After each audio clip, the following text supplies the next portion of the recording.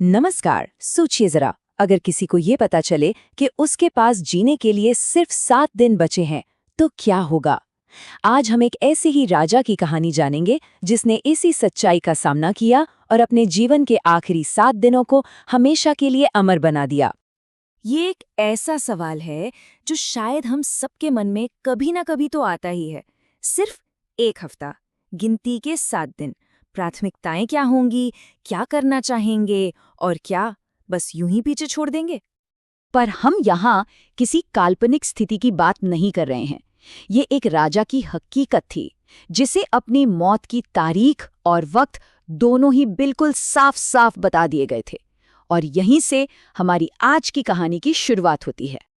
तो कहानी की शुरुआत होती है एक श्राप से, एक ऐसी घटना से जिसने राजा के जीवन की घड़ी में उल्टी गिनती शुरू कर दी।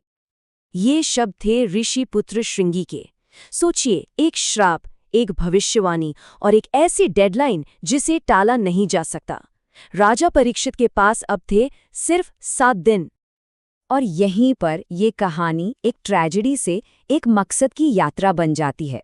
डरने या मातम मनाने के बजाय राजा ने फैसला किया कि वो अपने बचे हुए हर एक पल को एक बहुत ऊंचे लक्ष्य के लिए लगा देंगे।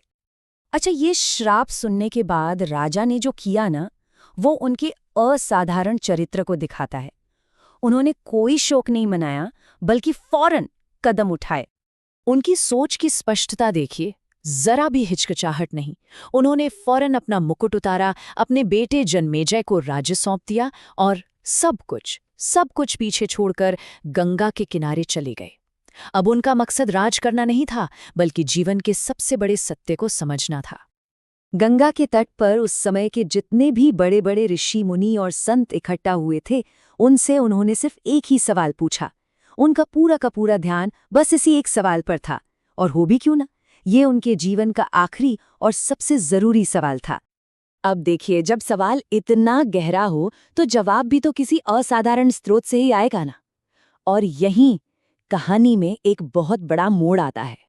तभी वहां पर महान ऋषि शुकदेव जी का आगमन होता है, जो महर्षि वेदव्यास के पुत्र थे।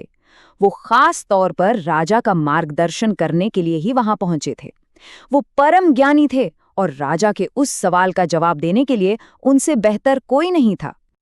और फिर अगले 7 दिनों तक शुकदेव जी ने राजा परीक्षित को श्रीमद् भागवत पुराण का ज्ञान दिया। लेकिन ये कोई आम प्रवचन नहीं था।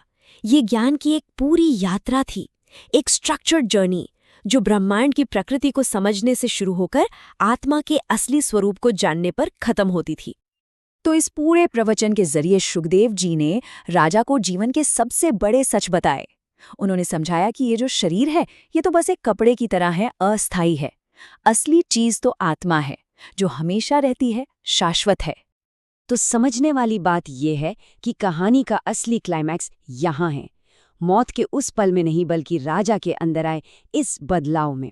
उनका जो डर था, वो अब ज्ञान और शांति में बदल चुका था। चलिए, अब कहानी के उस पल पर आते हैं जब उस श्राप को पूरा होना था। तो ठीक 7वें दिन तय समय पर तक्षक नाग अपना काम पूरा करने के लिए आया। और आया भी कैसे? एक फल के अंदर कीड़े का वेश बनाकर। ये दिखाता है कि मृत्यु किसी भी रूप में कहीं से भी आ सकती है। तो जब तक्षक ने राजा के शरीर को डसा, तो वो सिर्फ एक खाली कवच को नष्ट कर रहा था। राजा परीक्षित की जो चेतना थी, उनकी जो आत्मा थी, वो तो शरीर की सीमाओं से बहुत पहले ही आजाद हो चुकी थी। इसी अवस्था को विदेह मुक्ति कहते हैं। मतलब ऐसी मुक्ति जो शरीर में रहते रहते ही स्पिरिचुअली मिल जाती है, ताकि जब शरीर का अंत हो तो आत्मा पर उसका कोई असर ही ना पड़े। वो तो पहले से ही आजाद है। लेकिन रुकिए, कहानी यहाँ खत्म नहीं होती। इन 7 दिनों के घटनाओं का असर आने वाले समय पर भी बहुत गहरा पड़ा। अपने पिता की मौत से दुखी होकर उनके बेटे जन्मेजय ने बदला लेने की ठानी, और इसके लिए उन्होंने एक बहुत भयानक सर्प सत्र यज्ञ का आयोजन किया। इसका मकसद था दुनिया के हर एक सर्प को नष्ट कर देना। ये दिखाता है कि गुस्सा और दुख कितने विनाशकारी हो सकते हैं। लेकिन इस बदले की कहानी के बीच उम्मीद की एक छोटी सी दिलचस्प किरण भी है।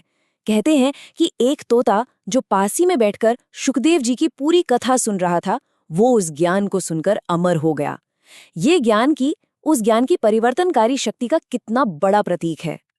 और आखिर में ये कहानी हमें एक बहुत गहरे सवाल के साथ छोड़ जाती है।